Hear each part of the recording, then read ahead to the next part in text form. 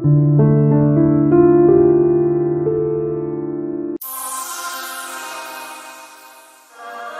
my friends. Welcome to the webinar.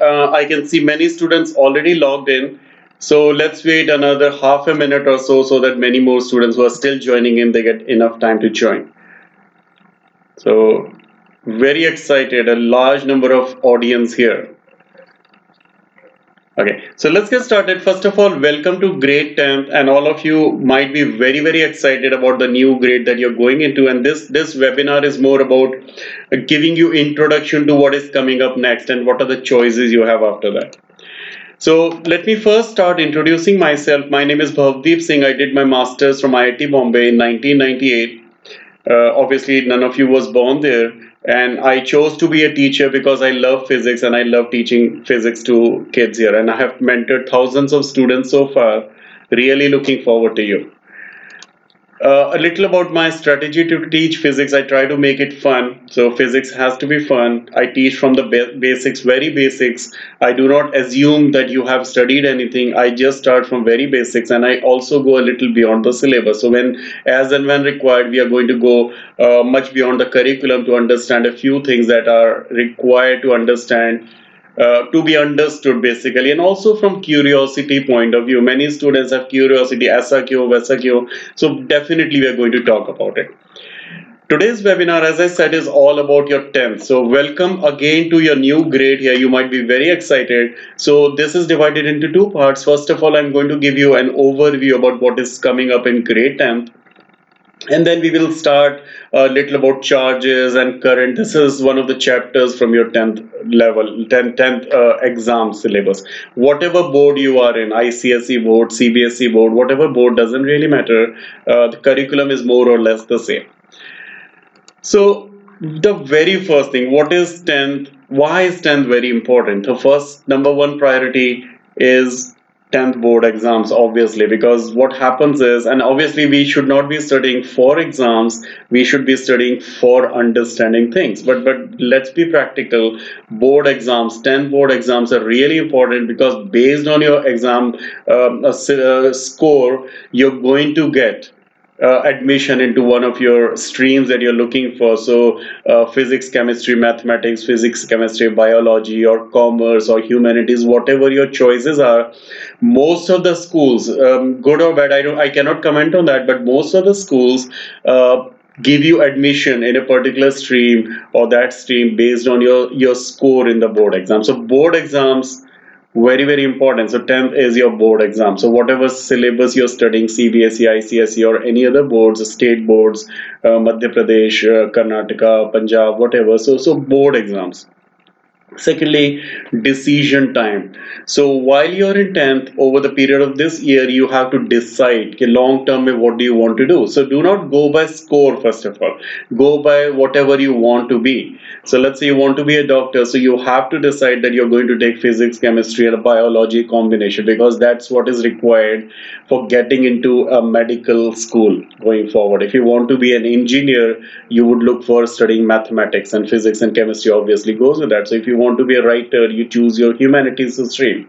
Or for accountancy, you choose commerce, and there are other options available. So this is the time that you have to take the decision, because until now you were studying all the subjects that your school or board recommended you. You have to study social studies, science, everything, mathematics and moral science and everything.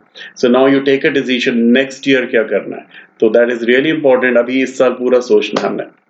And for many of you also, it depends. Many schools do not offer all the streams, or some schools are up to 10th only. So maybe you're changing your school next year.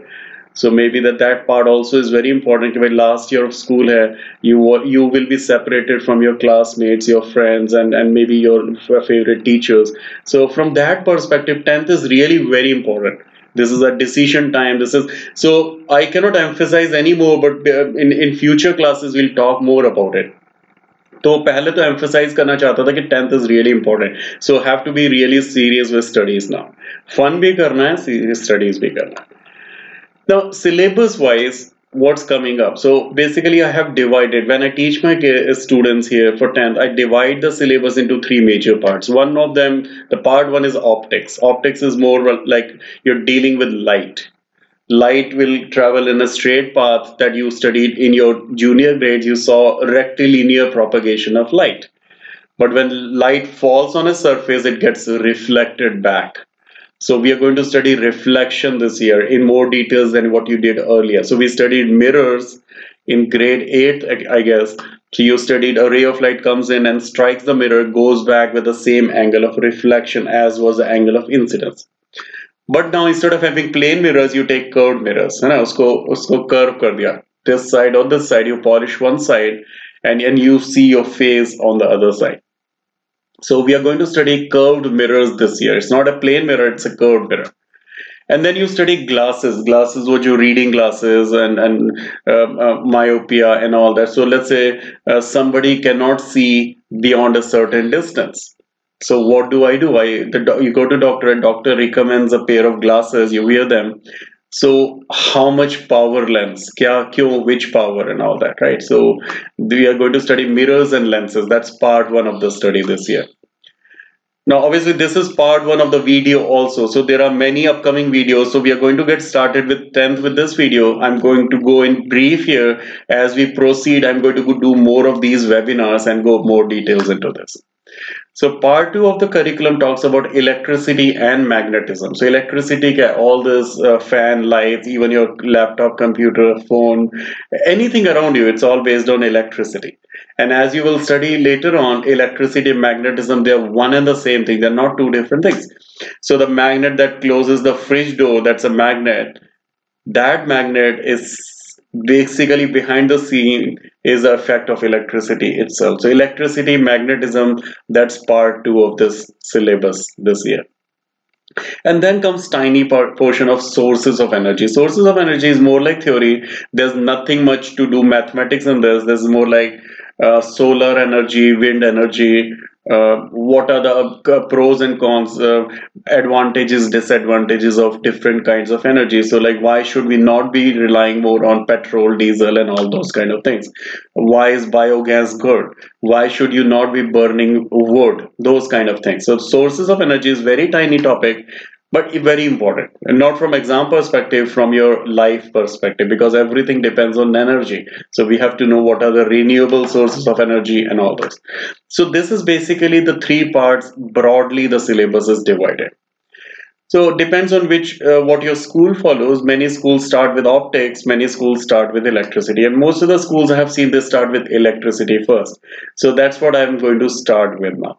So let's get started with studying electricity. What is electricity? So I'm hoping that you are all ready and very excited to start studying something which is very useful in your day-to-day life. So electricity is the backbone of everything that we do today, starting from your using your mobile phones or laptops or anything, turning on the lights, air conditioning, geysers. So electricity is the thing, that's the energy that we rely on. So let us see what it is based off. So in your chemistry classes also you might have studied how an atom is made up of protons, neutrons and electrons. Take anything, take this wristwatch, take this mobile phone, take anything, this keyboard, anything. So anything is basically made up of atoms or molecules. Now atoms within themselves, you can divide atoms into three different, basically you can subdivide protons also into smaller parts, but we are not talking about it now. Maybe later on in your college course you will see what is a proton made up of. But let's make the thing simple here. So basically an atom is made up of two basic parts. One is a nucleus at the center, and then there are electrons revolving around it. Now, if I have to make it a very simplified version of that, so the way an atom looks like is there is a nucleus there. Nucleus has some neutrons, some protons, and then there are shells around it. Shells as in orbits around it. And these orbits have these electrons going around.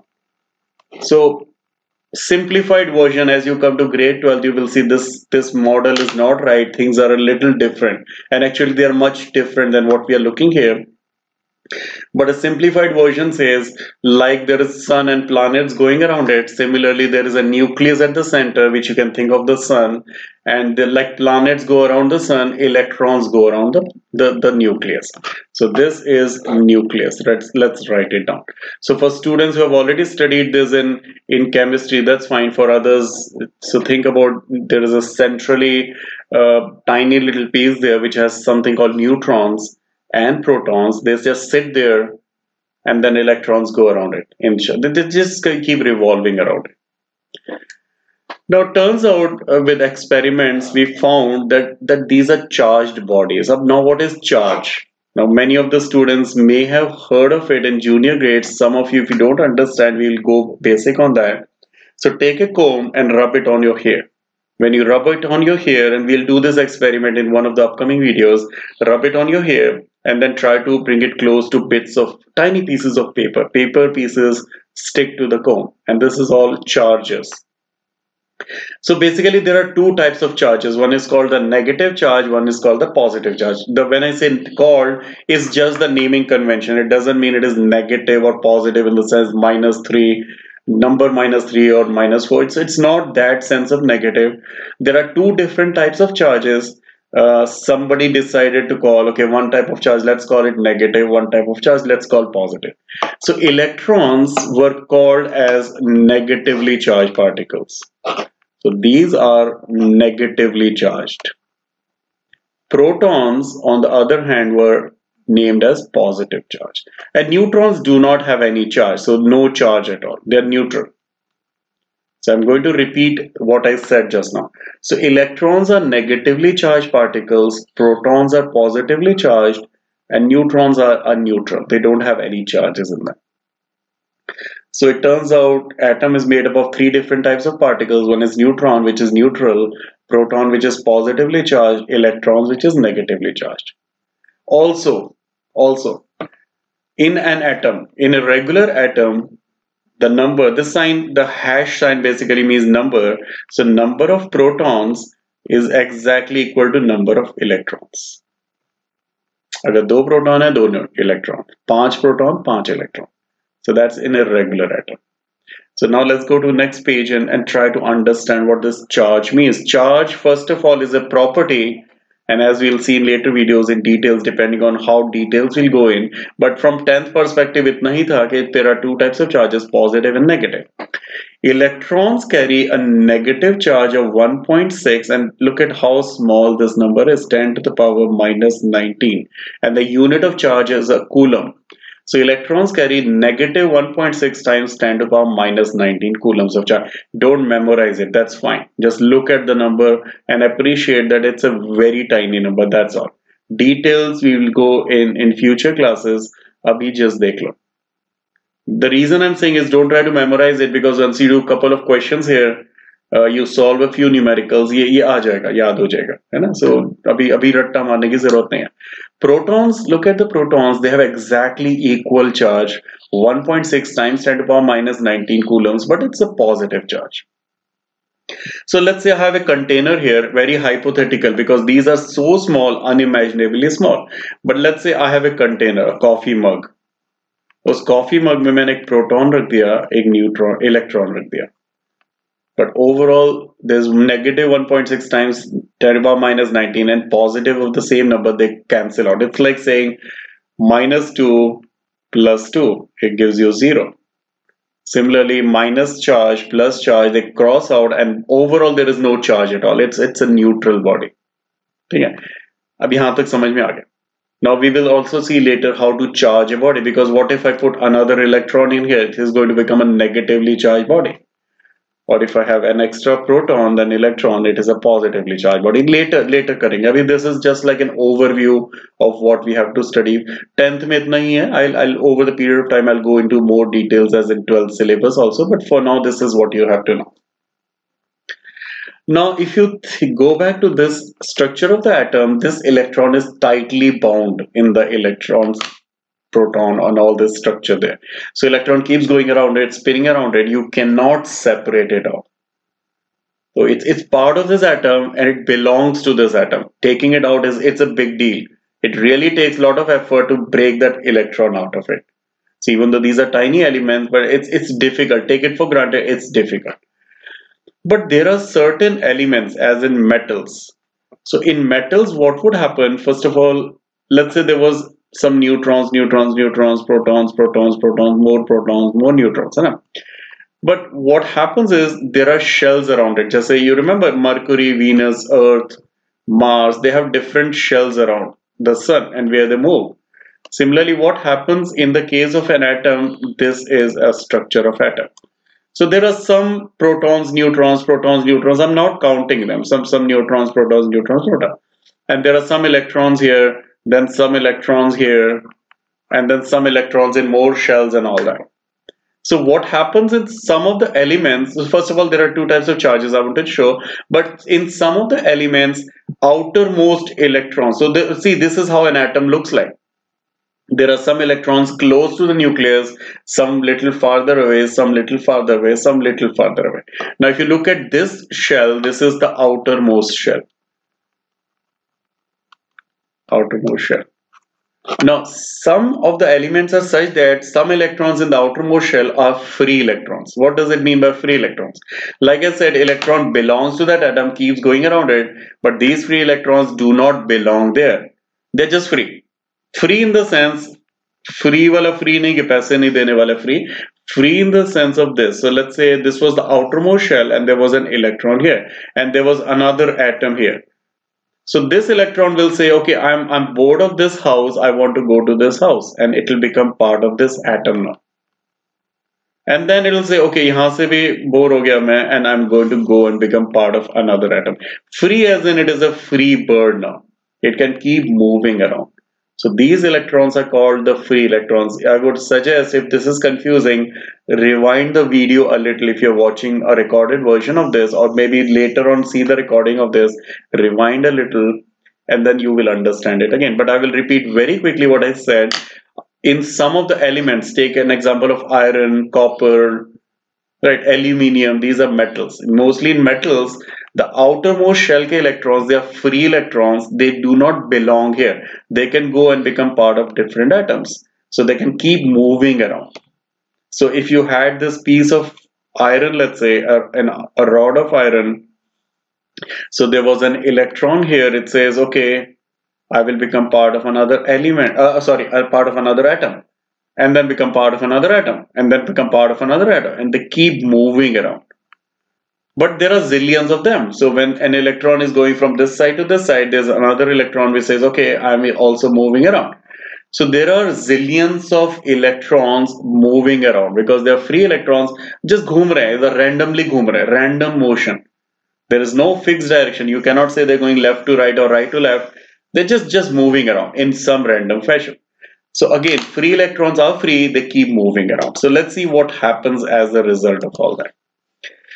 Now look at the first picture, don't look at the second picture. So in the first picture, you can see there is an electron, it is moving in this direction. Then there is let me use a thicker pen here to highlight what I'm saying. So there is an electron that goes here, another electron moving here, another electron moving here. You can see all these electrons are free electrons. बस party हो रही है, घूम रहे हैं आराम से, ठीक है? But look at the second picture, how systematically they have all decided to move. And this is an oversimplification. Let me put a disclaimer here. This is not what exactly happens, but from 10th perspective, Abhi, we are beginning to learn all this. I have overly simplified this. As you graduate into higher grades, you will actually see that this is not completely right. Thoda sa little complications hai, but let's keep things simple here to start with. So in the second picture, you see how streamlined, how regular they are moving. All of them are moving in this direction. And this is how the electric current, when you have a wire and the current moves through that wire, that is actually they are all going in one direction, left to right or right to left. So I will just make that picture one more time here. So let's take a piece of iron here, iron, copper, whatever metal you want, that's fine. So you have all these electrons going in some random direction. You don't even know what they're doing. So now what you do is you take the same piece of, they will not do the second picture on their own. You have to do something about it. So what you do is you take the same piece of metal here and you take a battery, as in वो जो cell डालते हो remote control में, that battery. So when you connect that battery, and this is how the battery looks like, you might have all seen that Duracell or whatever, you connect it like this. So I have connected this battery here.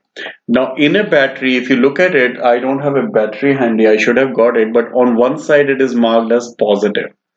Other side is negative.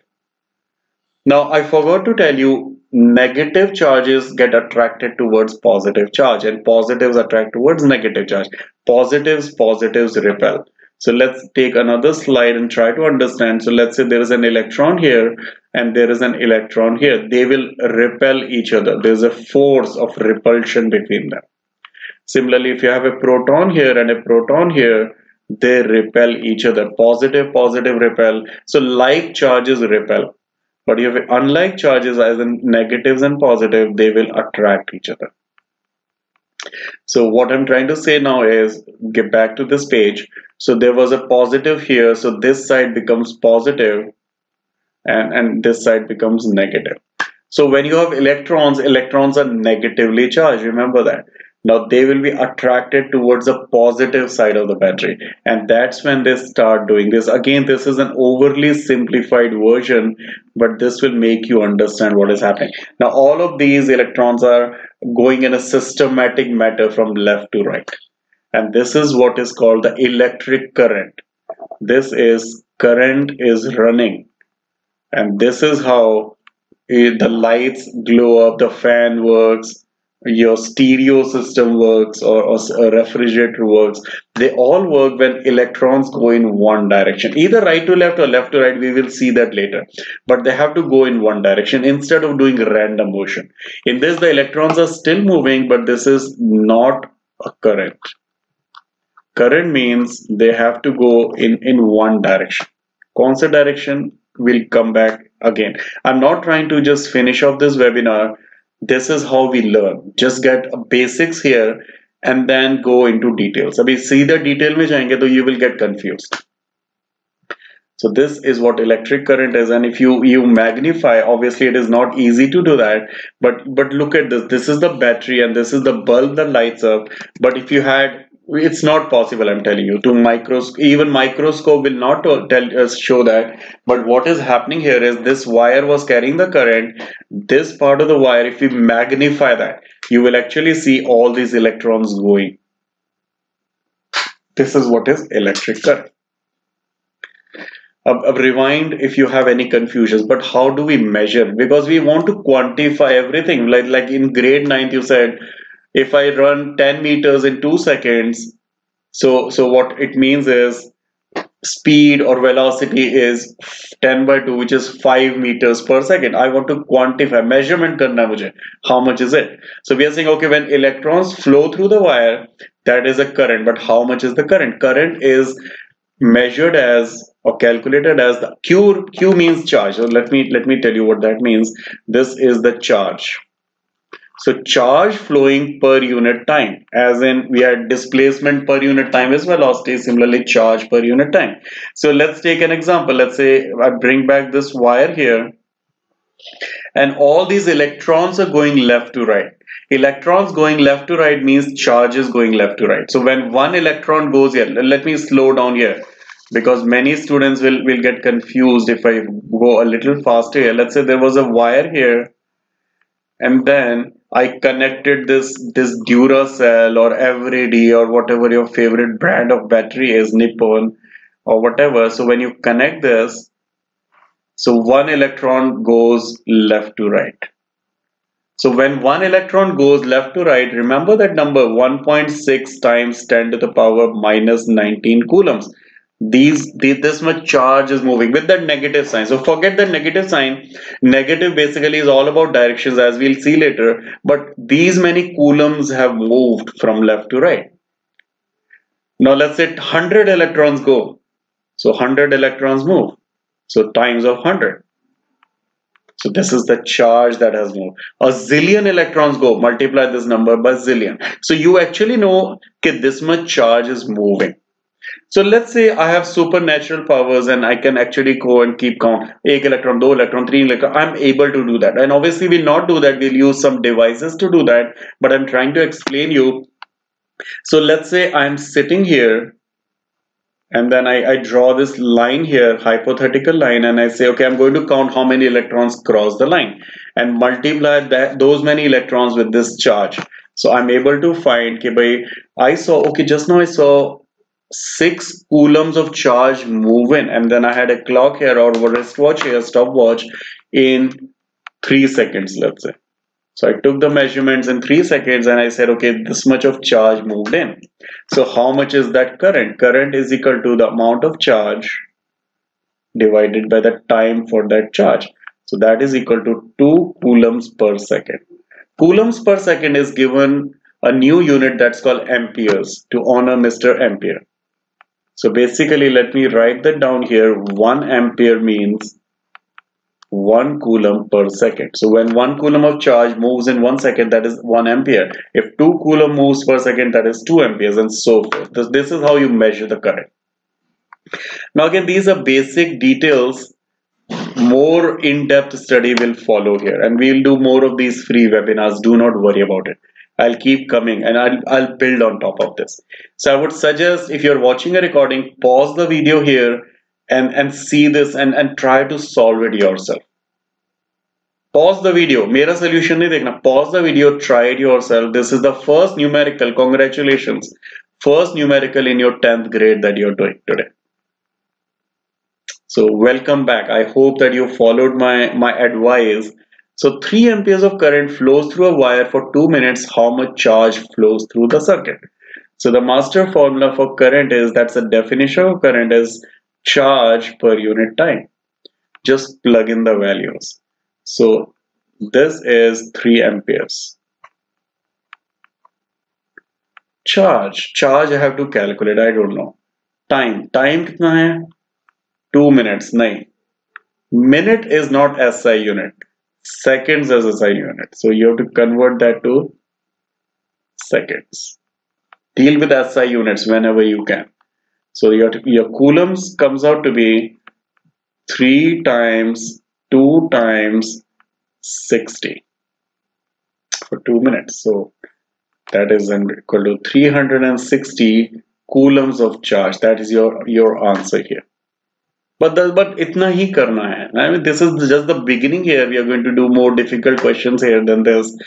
But this is your first numerical, and trust me, sometimes in board exam, 1 mark ka question ye bhi aa jata hai. And we are not focusing on board exam for now because we have 1 full year as of now. So we will focus more on concepts here. So the amount of current is equal to the charge that flows in 1 second. That is it. So try to read this from your NCERT book or whatever book you have. So you should be able to understand what is charge first of all and what is current. In upcoming videos, I'm going to talk about the potential difference and all that. Because see, what is needed here is a battery. Without battery, the current is not flowing. Even though the electrons are moving, that's not a current. So you need a battery. Battery provides something called the potential difference.